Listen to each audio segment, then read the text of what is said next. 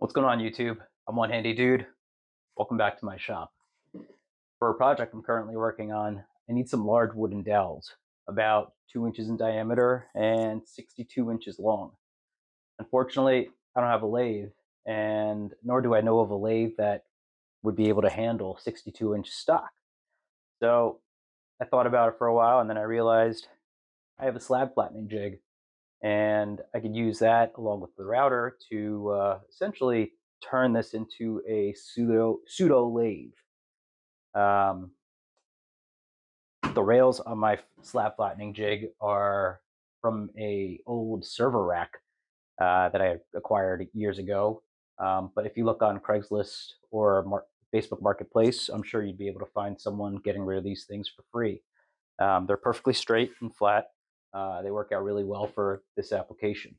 So I went ahead and clamped them to the bench on either side, and then I took two evenly length pieces, affixed them to the sides, and drilled holes perfectly centered on both of them.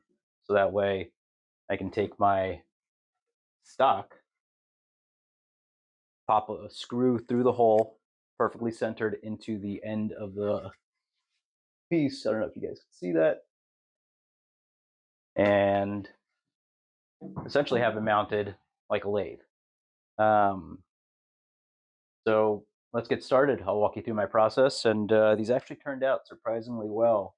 So yeah, let's get to it. All right, to kick things off, I mount what will soon become our dowel.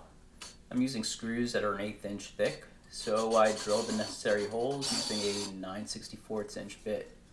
This provides a snug yet free spinning connection. I then position my router sled on top and mark the center point. This mark is what I'll align the router to shortly. You want the router bit in this position so it's making cuts at top dead center of the dowel. And speaking of bits, I've chosen to use a 5/16 straight router bit, though any size should work. Once I have the router in the correct position,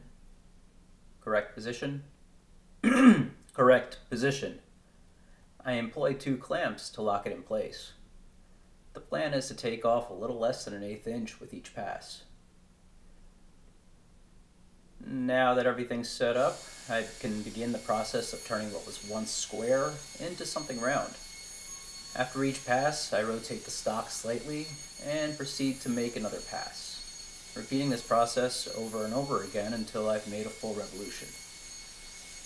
Then I'll check the dowel with some calipers and adjust the bit depth accordingly until reaching my desired diameter. And here's a clip in real time so you get a better idea of the slow and steady speed I'm working at.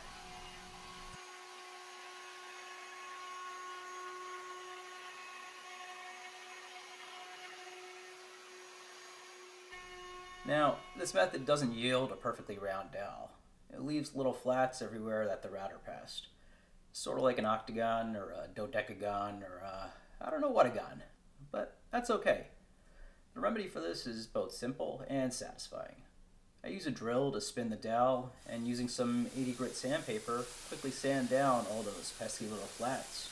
And before you know it, they're all gone.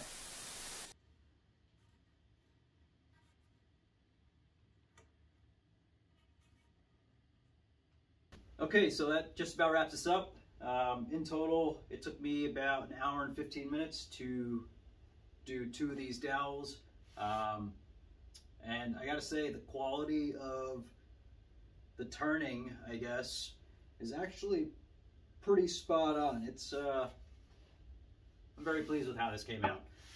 This just goes to show you don't need expensive tools or a new tool in order to create something. There's always a workaround. There's multiple ways to skin a cat, I guess they say. I'm not really sure who's skinning cats. It's kind of weird. Not really sure where that term even came from, but anyways, appreciate you guys sticking through to the end. I hope you got something out of this video.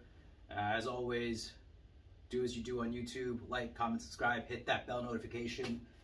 Till next time, this is One Handy Dude. Have a good one.